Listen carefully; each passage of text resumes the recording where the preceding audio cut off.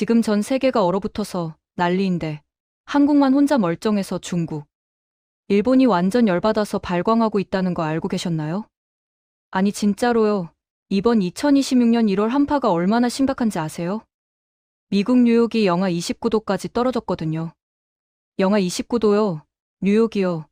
그 화려한 맨해튼 거리가 지금 완전 시베리아 벌판처럼 변해버렸다는 거예요. 워싱턴은 아예 연방정부가 문 닫았어요. 미국 정부가 추워서 일 못한다고 휴무 때렸다니까요? 이게 말이 돼요? 세계 최강국이라는 미국이 겨울 하나. 못 이겨서 정부 기능이 마비됐다는 게 얼마나 웃긴 상황인지 아시겠죠? 근데 이게 끝이 아니에요. 중국은 더 가관입니다. 베이징이 영하 30도를 밑돌고 있고요. 헤이룽장성 모어라는 곳은 영하 53도까지 떨어졌대요. 영하 53도요. 이건 거의 남극 수준 아니에요? 사람이 살 수 있는 온도가 아니거든요. 신장 위구르는 영하 47도를 찍었고 네이먼구에서는 추워서 탱크가 폭발했어요. 탱크가요. 얼마나 추우면 쇠로 만든 탱크가 터져요? 이건 진짜 자연재해 수준이 아니라 국가 재난 사태잖아요. 일본도 마찬가지예요. 동해안 전체가 눈에 파묻혔거든요. 삿포로에 눈이 110cm 넘게 쌓였는데 이게 얼마나 많은 거냐면 성인 평균 키보다 높다는 거예요. 완전 눈 속에 갇혀서 열차가 멈췄고 공항에서 7,000명이 밤샘했대요. 아오모리는 더 심해서 눈이 4.7m 쌓였어요. 4.7m요. 2층 건물 높이잖아요. 이 정도면 제설차도 못 들어가요. 그냥 마을 전체가 눈에 묻혀서 고립된 거죠. 그런데 말이죠. 이 모든 지옥 같은 상황 속에서 한국만 유독 멀쩡하다는 거예요. 물론 우리도 춥긴 춥죠. 하지만 주변국들이 영하 30도, 40도, 심지어 50도를 넘나들 때 우리는 그래도 버틸 만한 수준이거든요. 더 중요한 건 눈이 거의 안 온다는 거예요. 중국은 눈보라에 갇혀 있고 일본은 폭설에 묻혀 있는데 한국은 하늘이 맑아요. 진짜 신기하게도 맑은 거예요. 이게 얼마나 어이없는 상황이냐면요. 중국 웨이보에서 지금 난리가 났어요. 한국은 대체 무슨 복을 타고났길래 저렇게 멀쩡하냐. 우리가 다 얼어 죽는데 한국만 살아남는 게 말이 되냐면서 완전 열받아하고 있거든요. 일본 SNS도 비슷해요. 왜 우리만 눈폭탄 맞고 한국은 안전한 거냐며 억울해하는 댓글이 엄청 많아요. 근데 이게 그냥 시기 질투가 아니라 진짜 분노 수준이에요.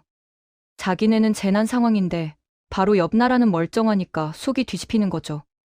그럼 대체 왜 한국만 이렇게 운이 좋은 걸까요? 이게 진짜 재밌는 부분인데요. 기상학적으로 보면 한국은 지리적 로또를 터뜨린 거거든요. 일단 제트기류라는 게 있어요. 이게 원래는 북극 주변에서 빙빙 돌면서 찬 공기를 가두는 역할을 하는데 지구온난화 때문에 약해지면서 그 찬 공기가 남쪽으로 쏟아져 내려온 거예요. 근데 이 공기가 어디로 가느냐가 중요한데 한국은 묘하게 그 경로에서 살짝 비껴나 있는 거예요. 더 정확히 말하면 바람의 방향과 바다가 핵심이에요. 북서풍이 시베리아에서 불어올 때 서해를 건너오잖아요. 근데 서해가 생각보다 얕고 좁거든요. 그러니까 수증기를 충분히 머금지 못하는 거예요. 게다가 중국 산동반도가 일종의 방파제 역할을 해줘요. 바람이 산동반도를 넘어오면서 에너지가 약해지고 그 상태로 서해를 건너니까 한국에 도달할 때쯤엔 눈을 만들 수증기가 별로 없는 거죠. 반면에 일본 좀 보세요. 같은 북서풍이 동해를 건너가잖아요. 동해는 깊고 넓어요. 수심이 평균 1500m가 넘거든요. 그러니까 바람이 동해를 건너면서 엄청난 양의 수증기를 빨아들이는 거예요. 그 상태로 일본 열도에 부딪히니까 어마어마한 폭설이 쏟아지는 거죠. 일본 입장에서는 정말 억울한 거예요. 같은 바람인데 바다 하나 차이로 이렇게 결과가 달라지니까요. 여기서 더 웃긴 건 미세먼지 상황이에요. 보통 겨울에는 중국발 미세먼지가 한국을 괴롭히잖아요. 그런데 이번 한파 때는 오히려 반대 현상이 일어났어요. 시베리아 고기압이 엄청나게 강하게 형성되면서 중국과 한국 사이에 공기의 벽이 생긴 거예요. 그래서 중국에서 만들어진 미세먼지가 한국으로 못 넘어오는 거죠. 중국은 지금 이중고를 겪고 있어요. 추운 건 기본이고 자기네가 만든 스모그에 갇혀서 숨도 제대로 못 쉬고 있거든요. 베이징 하늘이 잠깐 맑아진 적이 있었는데 그게 왜 그런지 아세요? 중국 정부가 농촌 지역 석탄 난방을 금지했기 때문이에요. 미세먼지 줄이겠다고 농민들한테 비싼 가스 쓰라고 강요한 거죠. 그래서 농민들은 영하의 추위에도 난방을 못 켜고 떨고 있어요. 난방비가 너무 비싸서요. 이게 얼마나 아이러니한 상황인지 아시겠어요? 베이징의 푸른 하늘 뒤에는 시골에서 얼어 죽어가는 농민들의 희생이 있는 거예요. 근데 한국은 그런 희생 없이 자연스럽게 맑은 하늘을 누리고 있는 거죠. 중국 입장에서는 정말 억장이 무너지는 상황인 거예요. 그래서 중국 네티즌들이 뭐라고 하는지 아세요? 원래 한국으로 갔어야 할 추위와 먼지를 우리가 다 뒤집어 쓰고 있다래요. 완전 황당한 소리죠. 기상현상이 국경을 보고 움직이는 것도 아니고 누가 의도적으로 조작할 수 있는 것도 아닌데 말이에요. 그냥 순수하게 지리적 조건과 기후 시스템의 결과인데 자기네가 불행하니까 남 탓을 하는 거예요. 근데 여기서 진짜 재밌는 반전이 하나 있어요. 일본이 지금 완전 패닉 상태거든요. 단순히 추워서가 아니라 국가 미래가 걸린 프로젝트가 위험해졌기 때문이에요. 바로 라피더스 프로젝트요. 라피더스가 뭐냐면요. 일본이 반도체 강국으로 다시 부활하겠다고 사활을 건 국가 프로젝트예요. 홋카이도에 엄청난 돈을 쏟아부어서 최첨단 반도체 공장을 짓고 있거든요. 근데 하필 그 홋카이도가 이번 한파의 최대 피해 지역이에요. 홋카이도 상황이 얼마나 심각한지 말씀드릴게요. 일단 폭설이 미친 듯이 내려요. 시야가 1m도 안 보이는 블리자드가 수시로 몰아치거든요. 도로가 마비되고 공항이 닫히는 건 기본이에요. 게다가 최근에 대규모 지진까지 연달아 터졌어요. 쓰나미 경보까지 발령됐고요. 이게 끝이 아니에요. 먹이를 못 찾은 야생곰들이 민가로 내려와서 사람을 공격하는 사례가 역대 최다를 기록했대요.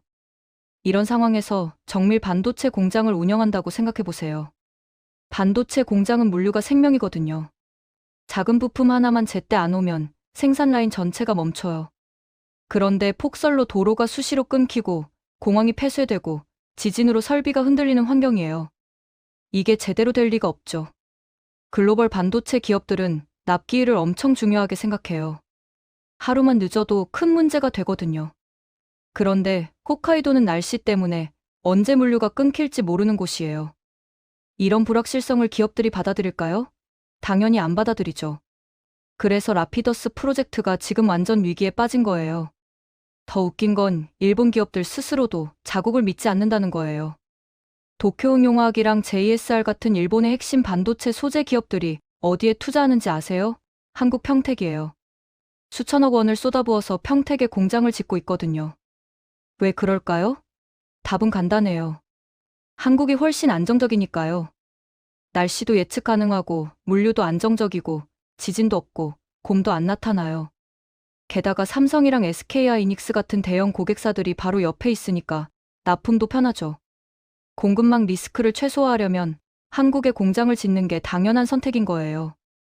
이게 얼마나 아이러니한 상황인지 아시겠어요?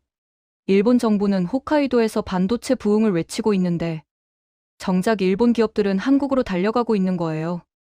자국 정부의 꿈을 믿지 않는 거죠. 현실을 보니까 한국이 답이라는 걸 아는 거예요. 여기서 우리가 봐야 할 건 단순히 날씨 문제가 아니에요. 이건 국가 경쟁력의 문제거든요. 한국은 지리적으로 정말 축복받은 위치에 있어요. 사계절이 뚜렷하면서도 극단적인 재해는 적고 태풍도 약해져서 오고 지진도 거의 없고 화산도 없어요. 이런 안정성이 제조업에 얼마나 중요한지 모르는 사람들이 많은데 진짜 엄청나게 중요해요. 중국은 홍수, 태풍, 극심한 대기오염, 지진, 극한의 더위와 추위가 다 있어요. 일본은 지진, 쓰나미, 태풍, 화산이 일상이에요. 미국도 허리케인, 토네이도, 산불, 극한 기온이 매년 반복돼요. 근데 한국은 상대적으로 엄청 안정적이에요. 이게 그냥 운이 좋은 게 아니라 국가 경쟁력의 핵심이에요. 기업들이 공장을 지을 때 가장 먼저 보는 게 뭔지 아세요? 바로 리스크예요. 자연재해 리스크, 정치적 리스크, 물류 리스크를 따져보고 가장 안정적인 곳을 선택하는 거예요. 그래서 한국이 선택받는 거죠. 삼성전자 평택 공장이 왜 세계 최대 반도체 생산기지가 될 수 있었을까요? SK하이닉스 이천 공장이 왜 글로벌 메모리 시장을 장악할 수 있었을까요? 단순히 기술력만으로는 설명이 안 돼요. 안정적인 생산 환경, 예측 가능한 기후, 탄탄한 인프라, 이 모든 게 합쳐져서 가능한 거예요. 지금 전 세계가 공급망 재편을 하고 있잖아요. 코로나 이후로 특히 더 심해졌고요. 기업들이 중국에만 의존하는 게 위험하다는 걸 깨달은 거예요. 그래서 대안을 찾는데 그 대안으로 한국이 떠오르고 있어요. 기술력도 있고 안정성도 있고 물류도 좋으니까요. TSMC가 미국에 공장 짓는다고 난리를 쳤는데 계속 문제가 생기잖아요. 물 부족, 인력 부족, 비용 증가, 이런 문제들이 계속 터져요. 근데 한국은 그런 문제가 훨씬 적어요. 그래서 글로벌 기업들이 슬금슬금 한국을 쳐다보는 거예요. 이번 한파가 보여준 건 단순히 날씨의 차이가 아니에요. 이건 국가 시스템의 차이예요. 한국은 극한 상황에서도 기본적인 시스템이 돌아가요.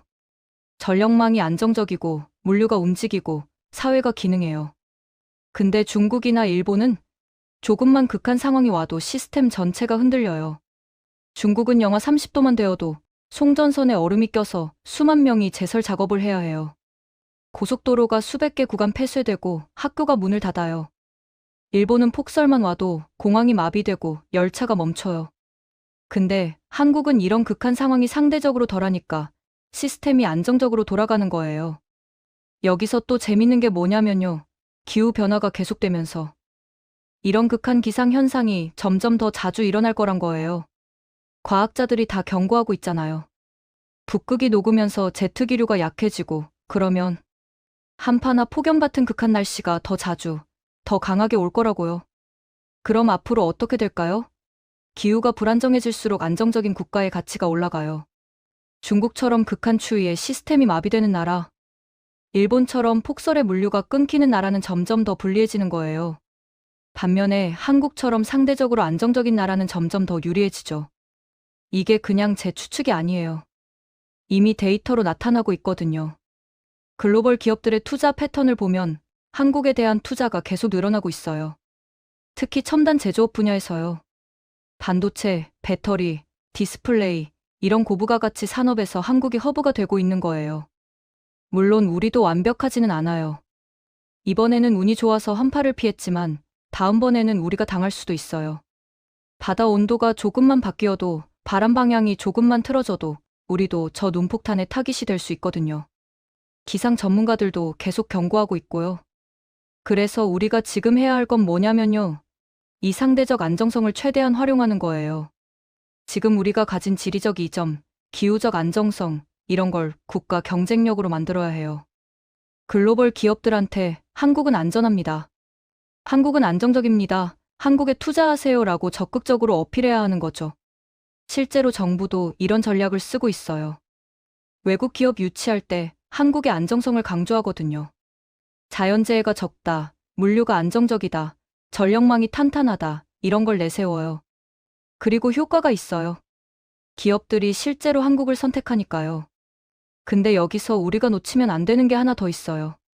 바로 기후변화 대응이에요. 지금은 운이 좋아서 한파를 피했지만 기후변화가 계속되면 언젠가는 우리도 당할 거예요. 그때를 대비해서 지금부터 준비해야 해요. 폭설이 와도 대응할 수 있는 시스템, 극한 추위가 와도 견딜 수 있는 인프라, 이런 걸 미리미리 갖춰야 해요. 중국이나 일본이 지금 고생하는 걸 보면서 우리는 저렇게 안 될 거야 라고 방심하면 안 돼요. 오히려 저걸 보고 배워야 해요. 저런 상황이 우리한테도 올 수 있으니 미리 준비하자고요. 한국의 기상청이나 재난 대응 시스템이 세계적으로 우수하다는 거 아시죠? 태풍 예보 정확도가 세계 최고 수준이고 재난 문자 시스템도 엄청 잘 되어 있어요. 이런 시스템을 더 강화해야 해요. 극한 기상에도 대응할 수 있도록요. 그리고 에너지 시스템도 중요해요. 중국이 이번에 전력난을 겪은 이유가 뭔지 아세요? 난방 수요가 폭증하면서 전력망에 과부하가 걸린 거예요. 우리도 비슷한 상황이 올 수 있어요. 그래서 전력 생산 능력을 늘리고 송배 전망을 강화하고 비상대응 체계를 갖춰야 해요. 물류 시스템도 마찬가지예요. 폭설이나 한파가 와도 물류가 끊기지 않도록 대비해야 해요. 도로만 의존하지 말고 철도, 항만, 공항을 다각화하고 각 시스템이 서로 백업할 수 있도록 만들어야 하는 거죠. 사실 이런 준비가 필요하다는 건 전문가들이 계속 얘기해왔어요. 근데 정부나 국민들이 별로 심각하게 안 받아들였거든요. 설마 우리나라에 그런 일이 일어나겠어? 라고 생각했던 거죠. 근데 이번 한파를 보면서 생각이 바뀌어야 해요. 우리도 언제든 저렇게 될 수 있구나 라고 인식해야 하는 거예요. 그리고 개인적으로도 준비해야 해요. 가정에서도 극한 날씨에 대비하는 습관을 들여야 하는 거죠. 비상식량, 난방용품, 손전등, 배터리, 이런 기본적인 것들을 갖춰두는 게 중요해요. 설마 한국에서 그런 게 필요해? 라고 생각하면 안 돼요. 중국이나 일본도 똑같이 생각했다가 이번에 크게 당했거든요. 여기서 또 하나 짚고 넘어가야 할 게 있어요. 바로 중국과 일본의 반응이에요. 지금 중국 네티즌들이 한국을 보면서 뭐라고 하는지 아세요? 한국이 우리의 복을 빼앗아 갔다래요. 완전 미신 수준의 논리죠. 근데 진지하게 그렇게 믿는 사람들이 있어요. 일본도 비슷해요. 왜 한국만 항상 운이 좋으냐며 억울해하는 댓글이 넘쳐나요. 근데 이게 그냥 인터넷 댓글로 끝나는 게 아니에요.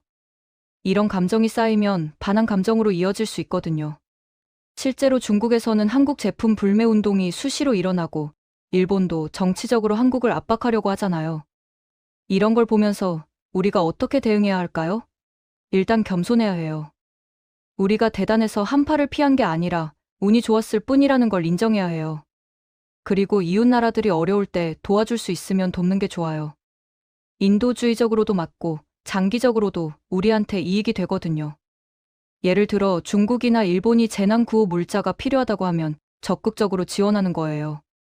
우리는 다행히 피해가 적어서 여유가 있으니 도와드리겠습니다라고 하는 거죠. 이게 국제사회에서 한국의 이미지를 높이고 장기적으로 외교 관계에도 도움이 돼요. 물론 중국이나 일본이 고마워할 거라는 보장은 없어요. 오히려 한국이 우리를 무시한다고 삐뚤어지게 받아들일 수도 있죠. 근데 그래도 해야 해요. 국제사회는 넓고 중국, 일본만 있는 게 아니거든요. 다른 나라들이 한국을 긍정적으로 보게 만드는 게 중요해요. 그리고 이번 사태가 우리한테 주는 또 다른 교훈이 있어요. 바로 다양성의 중요성이에요. 중국은 석탄 발전에 너무 의존했다가 추위 때문에 큰 타격을 받았어요. 일본은 홋카이도 같은 특정 지역에 너무 많은 걸 몰아넣었다가 위험에 빠졌고요. 한국은 어떤가요? 우리도 수도권 집중이 심각하긴 하지만 그래도 제조업은 전국에 분산되어 있어요.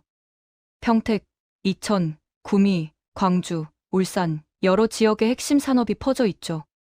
이게 위험 분산 측면에서는 좋은 거예요. 한 지역이 재난을 당해도 다른 지역이 버텨줄 수 있으니까요. 에너지도 마찬가지예요. 우리는 원자력, 화력, 신재생에너지를 골고루 쓰잖아요. 물론 비율의 문제는 있지만 어쨌든 다양화되어 있어요. 이게 위기 때 힘을 발휘해요. 한 가지가 문제가 생겨도 다른 걸로 커버할 수 있으니까요. 이런 다양성 전략을 더 강화해야 해요. 산업도, 에너지도, 물류도 모든 걸 다양화하고 분산시켜야 해요. 그래야 예측 불가능한 재난이 와도 나라 전체가 무너지지 않거든요. 자, 여기서 다시 처음으로 돌아가 볼까요? 왜 한국만 이번 한파에서 비교적 안전했을까요? 운도 운이지만 그동안 쌓아온 시스템의 힘도 있어요. 안정적인 인프라, 효율적인 재난 대응, 다양화된 산업 구조, 이런 것들이 모여서 위기를 견뎌낸 거예요. 그리고 지리적 행운도 있죠. 서해가 얕고 산동반도가 방파제 역할을 하고 제트기류가 묘하게 비껴가고 이런 자연 조건들이 우리를 보호해준 거예요. 근데 이게 영원하지 않다는 걸 명심해야 해요. 기후가 변하면 이 모든 조건이 바뀔 수 있거든요. 그래서 지금이 중요해요. 지금 우리가 가진 이 점을 최대한 활용하면서 동시에 미래에 올 위험에 대비해야 해요. 중국과 일본이 지금 겪고 있는 고통을 보면서 배워야 해요. 저것이 내일의 우리 모습이 될 수도 있다는 걸 인식하고 지금부터 준비하는 거예요. 솔직히 말해서요, 이번 한파를 보면서 제일 무서웠던 게 뭔지 아세요? 얼마나 빨리 상황이 악화되는지 보는 거였어요. 불과 며칠 만에 뉴욕이 얼어붙고 베이징이 마비되고 도쿄가 눈에 묻혔잖아요. 이게 현대 사회의 취약성이에요. 시스템이 복잡하고 정교할수록 한 부분이 무너지면 전체가 연쇄적으로 무너지는 거예요. 중국의 송전망이 무너진 건 단순히 추워서가 아니에요. 송전선에 얼음이 끼고 그걸 제거할 인력이 부족하고 교통이 마비되어서 복구 자재가 안 오고 이게 다 연결되어 있는 거예요. 하나가 무너지니까 도미노처럼 전부 쓰러지는 거죠. 일본도 마찬가지예요. 공항이 폐쇄되니까 물류가 끊기고 물류가 끊기니까 공장이 멈추고 공장이 멈추니까 경제가 타격을 받고 이게 다 연결되어 있어요. 현대 사회의 시스템은 이렇게 긴밀하게 연결되어 있기 때문에 한 부분의 충격이 전체로 퍼지는 거예요. 한국도 예외가 아니에요. 우리 시스템도 복잡하고 긴밀하게 연결되어 있거든요. 그래서 한 부분이 무너지면 위험해요. 예를 들어 전력이 끊기면 어떻게 될까요? 난방이 안 되고, 통신이 끊기고, 교통 신호가 멈추고, 은행이 마비되고, 병원 장비가 안 돌아가고, 완전 재앙이죠. 그래서 백업 시스템이 중요해요. 하나가 무너져도 다른 게 받쳐줄 수 있는 2중, 3중 안전망을 만들어야 해요. 전력도, 통신도, 물류도 다 백업이 있어야 하는 거예요. 비용이 더 들어도 이건 꼭 해야 해요. 안 그러면 위기 때 나라 전체가 무너질 수 있으니까요. 이번 한파가 우리한테 주는 메시지가 뭔지 아시겠죠? 운이 좋아서 피했지만 언제든 당할 수 있다는 거예요. 그리고 당하면 정말 심각하다는 거예요. 중국과 일본이 지금 얼마나 고생하는지 보셨잖아요. 저게 우리 모습이 될 수도 있어요. 그래서 지금부터 준비해야 해요. 정부는 인프라를 강화하고, 기업은 리스크 관리를 철저히 하고, 개인은 비상 대비를 해야 해요. 모두가 함께 움직여야 해요. 설마 우리나라에서 그런 일이? 라는 아니란 생각을 버리고, 언제든 일어날 수 있다는 경각심을 가져야 하는 거죠. 재밌게 보셨다면 구독과 좋아요, 알림 설정 부탁드립니다.